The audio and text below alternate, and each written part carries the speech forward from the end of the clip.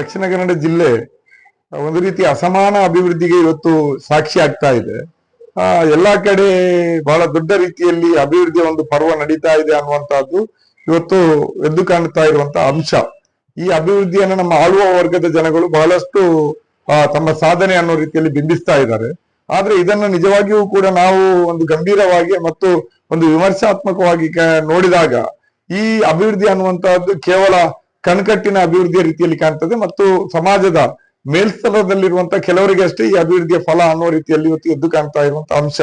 ನಾವಿಲ್ಲಿ ನೋಡುವ ಹಾಗೆ ಬಹಳ ಮುಖ್ಯವಾಗಿ ಅಭಿವೃದ್ಧಿ ಅನ್ನುವಂತಹದ್ದನ್ನು ನೋಡ್ಬೇಕಾಗಿರುವಂತಹದ್ದೇ ಜನಸಾಮಾನ್ಯರ ಬದುಕಿಗೆ, ಅವರ ಗಣತಿಯ ಬದುಕಿಗೆ ಮೂಲಭೂತವಾದಂತಹ ಹಕ್ಕುಗಳೇನಿದೆ ಅದು ದಕ್ತಾ ಇದೆಯಾ ಅನ್ನುವಂಥದ್ರ ಮೇಲೆ. ಅದು ಶಿಕ್ಷಣ ಇರ್ಬೋದು, ಆರೋಗ್ಯ ಇರ್ಬೋದು, ಉದ್ಯೋಗ ಇರ್ಬೋದು, ಅವರಿಗೆ ವಸತಿ ಇರ್ಬೋದು, ಇಂತಹದ್ದನ್ನ ನಾವು ಒದಗಿಸ್ಲಿಕ್ಕೆ ಸಾಧ್ಯ ಆದ ದಿನ, ಅದು ಎಲ್ರಿಗೂ ಸಿಕ್ಕಿದ ದಿನ, ಅದರ ಮೇಲೆ ಒಂದು ಜಿಲ್ಲೆಯ ಒಂದು ಜನ ಸಮುದಾಯದ ಅಭಿವೃದ್ಧಿಯನ್ನ ಲೆಕ್ಕ ಹಾಕ್ಲಿಕ್ಕೆ ಸಾಧ್ಯ ಆಗ್ತದೆ. ಆ ನಿಟ್ಟಿನಲ್ಲಿ ಇವತ್ತು ದಕ್ಷಿಣ ಕನ್ನಡ ಜಿಲ್ಲೆ ಸೋಲ್ತಾ ಇದೆ ಅನ್ನುವಂತಹದ್ದು ನಮ್ಗೆ ಎದ್ದು ಕಾಣುವಂತ ಅಂಶ.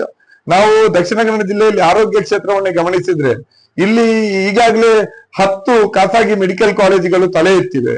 ಆದ್ರೆ ಒಂದೇ ಒಂದು ಸರ್ಕಾರಿ ಮೆಡಿಕಲ್ ಕಾಲೇಜ್ ನಮ್ಮ ಜಿಲ್ಲೆಯಲ್ಲಿಲ್ಲ. ವೆನ್ಲಾಕ್ನಂತ ಜಿಲ್ಲಾಸ್ಪತ್ರೆಯನ್ನು ಕೂಡ ಇವತ್ತು ಖಾಸಗಿಯವರ PPP ಮಾಡೆಲ್ ಮೂಲಕ ಖಾಸಗಿ ಮೆಡಿಕಲ್ ಕಾಲೇಜಿನವರಿಗೆ ಹಸ್ತಾಂತರ ಮಾಡುವಂತ ಸ್ಥಿತಿ ಇದೆ. ಮತ್ತು ಎಲ್ಲಾ ಹಂತದಲ್ಲಿರುವಂತಹ ಪ್ರಾಥಮಿಕ ಆರೋಗ್ಯ ಕೇಂದ್ರಗಳು, ಸಮುದಾಯ ಆಸ್ಪತ್ರೆಗಳು, ತಾಲೂಕು ಆಸ್ಪತ್ರೆಗಳು ಇವತ್ತು PPP ಮಾಡೆಲ್ ನಲ್ಲಿ ಪ್ರೈವೇಟ್ ಮೆಡಿಕಲ್ ಕಾಲೇಜಿನವರ ಹಿಡಿತಕ್ಕೆ ಸಿಗ್ತಾ ಇರುವಂತಹ ಒಂದು ಗಂಭೀರವಾದಂತಹ ಪ್ರಶ್ನೆ ನಮ್ಮ ಮುಂದೆ ಇದೆ. ಆರೋಗ್ಯ ಕ್ಷೇತ್ರದಲ್ಲಿ ಬಹಳಷ್ಟು ಸಾಧನೆ ಮಾಡಿದೀವಿ ಅನ್ನುವಂತ ನಮ್ಮ ಜಿಲ್ಲೆಯಲ್ಲಿ ನಿಜಕ್ಕೂ ಆರೋಗ್ಯದ ವ್ಯಾಪಾರಿಗಳಿಗೆ ಅಷ್ಟೇ ಅನುಕೂಲ ಆಗ್ತಾ ಇದೆ ಹೊರತು ಸಾಮಾನ್ಯ ಜನ, ಅದರಲ್ಲೂ ಕೂಡ 80% ಜನ ಇವತ್ತು ಅನಾರೋಗ್ಯ ಪೀಡಿತರಾದ್ರೆ ಗಂಭೀರವಾದಂತಹ ಒಂದು ಆರ್ಥಿಕ ಸಮಸ್ಯೆಗೆ ಒಳಗಾಗುವಂತಹ, ತಮ್ಮ ಇಡೀ ಬದುಕಿನ ಉಳಿಕೆಯನ್ನ, ಸಂಪಾದನೆಯನ್ನ ಆರೋಗ್ಯಕ್ಕಾಗಿ ಖರ್ಚು ಮಾಡಬೇಕಾದಂತಹ ಒಂದು ದಯನೀಯ ಸ್ಥಿತಿ ನಮ್ಮ ಜಿಲ್ಲೆಯಲ್ಲಿ ಇದೆ ಅನ್ನುವಂಥದ್ದು ಕೂಡ ಎತ್ತಿ ಕಾಣುವಂತ ಅಂಶ. ಎಲ್ಲಿ ನೋಡಿದ್ರು ಕೂಡ ಇವತ್ತು 4 ಹೊಸ ತಾಲೂಕುಗಳಾಗಿದೆ. ಆ ತಾಲೂಕುಗಳಾಗಿ ಕಡಬ, ಪುತ್ತೂರು, ಕಡಬ, ನೆಲ್ಯಾಡಿ, ಮೂಡಬಿದ್ರೆ, ಈ ಮುಲ್ಕಿ, ಈ ರೀತಿ ಉಳ್ಳಾಲ, ಈ ತಾಲೂಕುಗಳಿಗೆ 5 ವರ್ಷ ಆದ್ರೂ ಕೂಡ ಇನ್ನೊಂದು ಸರ್ಕಾರದ ತಾಲೂಕು ಆಸ್ಪತ್ರೆಯನ್ನ ತರ್ಲಿಕ್ಕೆ ಸಾಧ್ಯ ಆಗ್ಲಿಲ್ಲ.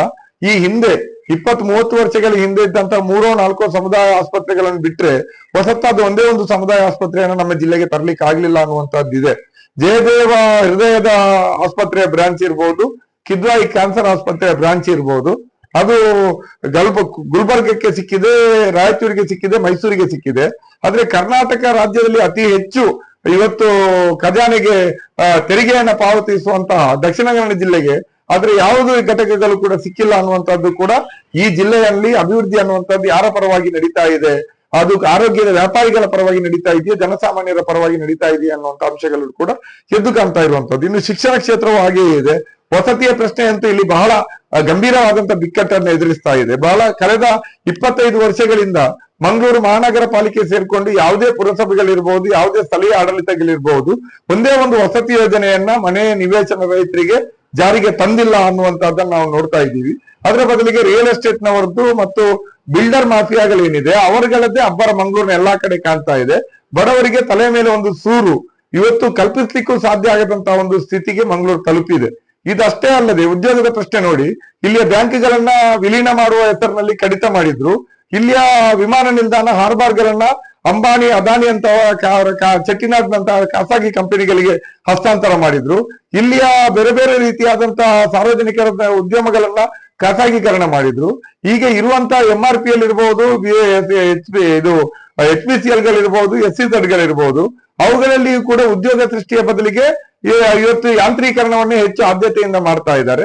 ಮತ್ತು ಎಲ್ಲಾ ಕಡೆ ಉದ್ಯೋಗವನ್ನ ಸ್ಥಳೀಯರಿಗೆ ನಿರಾಕರಣೆ ಮಾಡ್ತಾ ಇದ್ದಾರೆ. ಉದ್ಯೋಗ ಸೃಷ್ಟಿಯಾಗುವುದೇ ಕಡಿಮೆ, ಸೃಷ್ಟಿಯಾದ ಉದ್ಯೋಗಗಳಲ್ಲಿ ಸ್ಥಳೀಯರಿಗೆ ಅವಕಾಶ ಇಲ್ಲ ಅನ್ನುವಂತಹದ್ದು. ಬ್ಯಾಂಕುಗಳಿಂದ ಹಿಡಿದು ಸಾಮಾನ್ಯ ಹೋಟೆಲ್ ವರೆಗೂ ಕೂಡ ಇವತ್ತು ಉತ್ತರ ಭಾರತದ ವಲಸೆ ಕಾರ್ಮಿಕರನ್ನ ಎಲ್ಲಾ ಕಡೆ ತುಂಬಿಸ್ತಾ ಇರುವಂತಹದ್ದು ಮತ್ತು ಅವರನ್ನ ಅತ್ಯಂತ ಕಡಿಮೆ ವೇತನಕ್ಕೆ ದುಡಿಸಿ ಸ್ಥಳೀಯರನ್ನ ಉದ್ಯೋಗದಿಂದ ವಂಚಿಸುವಂತಹದ್ದು ಕೂಡ ನಾವು ನೋಡ್ತಾ ಇದ್ದೀವಿ. ಇನ್ನು ಈ ಜಿಲ್ಲೆಗೆ ಅತ್ಯುತ್ತಮವಾದಂತಹ ಕೊಡುಗೆಗಳನ್ನ ನೀಡಿದ, ಆರ್ಥಿಕ ಸ್ವಾವಲಂಬನೆಗೆ ಕಾರಣ ಆದಂತಹ ಮೀನುಗಾರಿಕೆ ಇರಬಹುದು. ಇವತ್ತು ಅದರಲ್ಲಿ ತಪ್ಪಾದಂತಹ ಮೀನುಗಾರಿಕೆ ನೀತಿಗಳಿಂದಾಗಿ ಇವತ್ತು ಮೀನಿಗೆ ಬರುವಂತ ಸ್ಥಿತಿ ಇದೆ. ಕಾರ್ಪೊರೇಟ್ ಮೀನು ವ್ಯಾಪಾರಕ್ಕೂ ಕೂಡ ಅಥವಾ ಮೀನುಗಾರಿಕೆಗೂ ಕೂಡ ಇಲ್ಲಿ ಅವಕಾಶವನ್ನ ಕೊಡ್ತಾ ಇದ್ದಾರೆ. ಆದ್ರೆ ಇಲ್ಲಿಯ ಜನಸಾಮಾನ್ಯ ಮೀನುಗಾರ ಸಮುದಾಯಗಳು ಮೀನುಗಾರಿಕೆ ಮಾಡುವಂತಹ ಒಂದು ಮೀನುಗಾರಿಕೆ ಬಂದರ್ ಇರ್ಬೋದು ಮಂಗಳೂರಿದ್ದು ಅತ್ಯಂತ ಕೆಟ್ಟ ಸ್ಥಿತಿಯಲ್ಲಿದೆ. ಅಲ್ಲಿ ಅವರ ಬೋಟ್ಗಳನ್ನ ಮೀನುಗಾರಿಕೆ ದೋಣಿಗಳನ್ನ ನಿಲ್ಲಿಸುವಂತ ಒಂದು ತಂಗುದಾಣ ವ್ಯವಸ್ಥೆಯನ್ನು ಕೂಡ ಸರಿಯಾಗಿ ಕಲ್ಪಿಸ್ಲಿಕ್ಕೆ ಆಗದಂತ ಸ್ಥಿತಿಯನ್ನ ನಾವು ನೋಡ್ತಾ ಇದ್ದೀವಿ. ಇಲ್ಲಿಯ ಕೃಷಿಯಾಗಿರುವಂತಹ ಅಡಿಕೆ ಇರ್ಬೋದು, ತೆಂಗು ಇರ್ಬೋದು, ಇನ್ನು ಕೊಕ್ಕೋ ಇರ್ಬೋದು, ರಬ್ಬರ್ ಇರ್ಬೋದು, ಇವುಗಳಿಗೆ ಒಂದು ಸೂಕ್ತವಾದಂತಹ ಮಾರುಕಟ್ಟೆಯನ್ನು ಒದಗಿಸೋದಾಗಿರ್ಬೋದು, ಅವುಗಳನ್ನು ಇಟ್ಕೊಂಡು ಕೈಗಾರಿಕೆಗಳನ್ನ ಸ್ಥಾಪಿಸೋದಾಗಿರ್ಬೋದು, ಅದನ್ನು ಕೂಡ ಮಾಡ್ತಾ ಇಲ್ಲ. ಪ್ರವಾಸೋದ್ಯಮವನ್ನ ಇವತ್ತು ಸ್ಥಳೀಯರನ್ನ ಒಳಗೊಂಡು ಮಾಡೋದ್ರ ಬದಲಿಗೆ ಇವತ್ತು ಬೀಚ್ಗಳಲ್ಲಿ, ಸಮುದ್ರ ನದಿ ದಂಡೆಗಳಲ್ಲಿ ಸಿಆರ್ಜೆಡ್ ನಿಯಮಗಳನ್ನ ಸಡಿಲಿಕೆ ಮಾಡಿ ಇವತ್ತು ದೊಡ್ಡ ದೊಡ್ಡ ಹೂಡಿಕೆದಾರರು ಅಲ್ಲಿ ನಿಯಮಗಳನ್ನ ಉಲ್ಲಂಘಿಸಿ ಸಮುದ್ರ ದಂಡೆ ಮತ್ತು ನದಿ ದಂಡೆಗಳಲ್ಲಿ ಬಹಳ ದೊಡ್ಡ ರೀತಿಯಾದಂತಹ ರೆಸಾರ್ಟ್ಗಳನ್ನ, ಹೋಮ್ ಸ್ಟೇಗಳನ್ನ ಕಟ್ಟಲಿಕ್ಕೆ ಅವಕಾಶವನ್ನ ಮಾಡಿಕೊಡ್ತಾ ಇದ್ದಾರೆ. ಅದನ್ನ ಪ್ರವಾಸೋದ್ಯಮವನ್ನ ಸ್ಥಳೀಯ ವಿದ್ಯಾವಂತ ಯುವಜನರ ಅನುಕೂಲದ ಬದಲಿಗೆ ಬಂಡವಾಳಶಾಹಿಗಳ ಅನುಕೂಲಕ್ಕೆ ತಕ್ಕದಾಗಿ ಮಾಡುವಂತಹ ಒಂದು ಸ್ಥಿತಿ ನಮ್ಮ ಜಿಲ್ಲೆಯಲ್ಲಿದೆ. ಇನ್ನು ಇಂತಹ ಹತ್ತಾರು ಸಮಸ್ಯೆಗಳು ಇಲ್ಲಿರುವಂತಹ ಕೆಲ ಸಮುದಾಯಗಳು, ಅದು ಆದಿವಾಸಿ ಸಮುದಾಯಗಳಾದಂತಹ ಕೊರಗರು, ಮಲೆಕುಡಿಯರು, ಅದೇ ಒಂದು ಕೆಟಗರಿಗೆ ಬರುವಂತಹ ಆದಿವಾಸಿ ಗುಣಲಕ್ಷಣಗಳುಳ್ಳಂತ ಬುಡಕಟ್ಟು ಗುಣಲಕ್ಷಣಗಳುಳ್ಳ ಕುಡುಬಿಗಳು, ಇನ್ನಿಷ್ಟು ಅಲೆಮಾರಿ ಸಮುದಾಯಗಳು, ದಲಿತ ಸಮುದಾಯಗಳು, ಈ ರೀತಿಯ ಕೆಳ ಹಂತದ ಜಾತಿ ಸಮುದಾಯಗಳಿಗೆ ಇವತ್ತು ರಾಜಕೀಯ ಧ್ವನಿಯೂ ಇಲ್ಲ, ಅಭಿವೃದ್ಧಿಯಲ್ಲಿ ಅವರಿಗೂ ಪಾಲು ಇಲ್ಲ ಅನ್ನುವಂತ ಸ್ಥಿತಿ ಇದೆ. ಅವರ ನೋವುಗಳನ್ನ, ಅವರ ಕಷ್ಟಗಳನ್ನ ಯಾರು ಕೇಳಲಾರದಂತ ಸ್ಥಿತಿ ನಮ್ಮ ಜಿಲ್ಲೆಯಲ್ಲಿದೆ. ಅದೇ ರೀತಿಯಲ್ಲಿ ದುಡಿಯುವ ಜನರ ಸಮಸ್ಯೆಗಳದ್ದು, ಬಿಡಿ ಕಾರ್ಮಿಕರಿರ್ಬೋದು, ಕಟ್ಟಡ ನಿರ್ಮಾಣ ಕಾರ್ಮಿಕರಿರ್ಬೋದು, ಇವರಿಗೆಲ್ರಿಗೂ ಸರ್ಕಾರದಿಂದ ಸಿಕ್ಕಬೇಕಾದಂತಹ ಸವಲತ್ತು, ಅವರ ದುಡಿಮೆಗೆ ಸಿಕ್ಕಬಾರ, ಅವರ ಹೋರಾಟದ ಮೂಲಕ ಲಭ್ಯ ಆದಂತಹ ಹಕ್ಕುಗಳು ಇವತ್ತು ನಿರಾಕರಣೆ ಆಗುವಂತಹ ಸ್ಥಿತಿ ನಾವು ನೋಡ್ತಾ ಇದ್ದೀವಿ. ಇದು ನಮ್ಮ ಜಿಲ್ಲೆಯ ರಾಜಕಾರಣದ ವೈಫಲ್ಯ. ಒಂದು ಕಡೆ ಆರೋಗ್ಯ ಕ್ಷೇತ್ರದಲ್ಲಿ, ಶಿಕ್ಷಣ ಕ್ಷೇತ್ರದಲ್ಲಿ, ರಿಯಲ್ ಎಸ್ಟೇಟ್ ಕ್ಷೇತ್ರದಲ್ಲಿ ಖಾಸಗಿ ಬಂಡವಾಳಶಾಹಿಗಳು ಬಹಳ ದೊಡ್ಡ ರೀತಿಯಲ್ಲಿ ವಿಜೃಂಭಿಸಿಕೊಂಡು ಅವರ ವಿಜೃಂಭಣೆ, ಅವರ ಸಂಪತ್ತೇ ಇವತ್ತು ಜಿಲ್ಲೆಯ ಅಭಿವೃದ್ಧಿ ಅಂತ ಬಿಂಬಿಸುವಂತ ಒಂದು ಸ್ಥಿತಿ ಇದೆ. ಇಲ್ಲಿಯ ನಿರುದ್ಯೋಗದಿಂದ ಬೇಸತ್ತು ಕೊಲ್ಲಿ ರಾಷ್ಟ್ರಗಳಿಗೆ, ಗಲ್ಫ್ ರಾಷ್ಟ್ರಗಳಿಗೆ ಹೋದವರ ಸ್ಥಿತಿ ಇನ್ನೊಂದು ರೀತಿಯಲ್ಲಿ ಕಷ್ಟ. ಅವರಲ್ಲಿ ಬಹಳಷ್ಟು ಕಷ್ಟಪಟ್ಟು ದುಡಿಮೆ ಮಾಡಿ ನಮ್ಮ ಜಿಲ್ಲೆಯ ಆರ್ಥಿಕತೆಗೆ ಚೈತನ್ಯ ಕೊಟ್ಟಿದ್ದಾರೆ, ನಮ್ಮ ದೇಶದ ವಿದೇಶಿ ವಿನಿಮಯಕ್ಕೆ ದೊಡ್ಡ ಕೊಡುಗೆಯನ್ನು ಕೊಟ್ಟಿದ್ದಾರೆ. ಆದ್ರೆ ಅವರು ತಮ್ಮ ಯೌವನ ಪೂರ್ತಿ ದುಡಿದು ಕೊನೆಗೆ ಬರಿಗೈಯಲ್ಲಿ ಎಲ್ಲಾ ದುಡಿಮೆಯನ್ನು ಊರಿಗೆ ಕಳಿಸಿ ಕೊನೆಗೆ ಬರಿಗೈಯಲ್ಲಿ ವಾಪಸ್ ಬರುವಾಗ ಅವರನ್ನು ಇಲ್ಲಿ ಕೇಳುವವರೇ ಇಲ್ಲ, ಅವರ ಪರವಾದಂತ ಕಲ್ಯಾಣ ಯೋಜನೆಗಳಿಲ್ಲ, ಅವರ ಬಗ್ಗೆ ಚರ್ಚೆ ಇಲ್ಲ. ಇದು ನಮ್ಮ ಜಿಲ್ಲೆಯ ರಾಜಕಾರಣ. ಇಲ್ಲಿ 80% ಜನ ದುಡಿಯುವ ಜನ ಇರ್ಬೋದು, ಬೇರೆ ಬೇರೆ ಕಡೆ ವಲಸೆ ಹೋಗಿ ದುಡಿಯುವಂತ ಇಲ್ಲಿಯ ಸಾಮಾನ್ಯ ಜನರಿರ್ಬೋದು, ವಿದ್ಯಾರ್ಥಿಗಳಿರ್ಬೋದು, ಯುವ ಜನರಿರ್ಬೋದು, ಕಾರ್ಮಿಕರಿರ್ಬೋದು, ದಲಿತ ದಮನಿತರಿರ್ಬೋದು, ಇವರು ಯಾರಿಗೂ ಇಲ್ಲಿ ಅಭಿವೃದ್ಧಿಯಲ್ಲಿ ಪಾಲು ಸಿಗ್ತಾ ಇಲ್ಲ. ಕೆಲವು ಕ್ಯಾಪಿಟಲಿಸ್ಟ್ಗಳ, ಶ್ರೀಮಂತರ ಉದ್ಧಾರಕ್ಕೆ ಬೇಕಾಗಿ ಇಲ್ಲಿ ರಾಜಕಾರಣ ವ್ಯವಸ್ಥೆ ಕೆಲಸ ಮಾಡ್ತಾ ಇರುವಾಗ ಇವೆಲ್ಲವನ್ನು ಕೂಡ ಗಮನದಲ್ಲಿಟ್ಕೊಂಡು ಇವುಗಳ ಬಗ್ಗೆ ಆಳವಾದಂತಹ ಒಂದು ಅಧ್ಯಯನ ಮಾಡಿ ಜಿಲ್ಲೆಯ ಸಮಗ್ರ ಅಭಿವೃದ್ಧಿಗೆ ಏನೇನು ಆಗಬೇಕು, ಶಿಕ್ಷಣ, ಉದ್ಯೋಗ, ಆರೋಗ್ಯದ ಕ್ಷೇತ್ರದಲ್ಲಿ, ಈ ದಮನಿತ ಸಮುದಾಯಗಳ ಕ್ಷೇತ್ರದಲ್ಲಿ, ಅದೇ ರೀತಿಯಲ್ಲಿ ಯುವ ಜನರಿಗೆ, ವಿದ್ಯಾರ್ಥಿಗಳಿಗೆ, ಅದೇ ರೀತಿಯಲ್ಲಿ ನಮ್ಮ ಜಿಲ್ಲೆಯ ಕೃಷಿ, ಮೀನುಗಾರಿಕೆ, ಇಂತಹ ಪ್ರಶ್ನೆಗಳಲ್ಲಿ, ಪ್ರವಾಸೋದ್ಯಮದಲ್ಲಿ ಏನೇನು ಮಾಡಬೇಕು ಅನ್ನುವಂತ ಬೇಡಿಕೆಗಳನ್ನ ಇಟ್ಕೊಂಡು ಸಿಪಿಎಂ ಪಕ್ಷ ಒಂದು ಆಂದೋಲನಕ್ಕೆ ಇವತ್ತು ಮುಂದಾಗಿದೆ.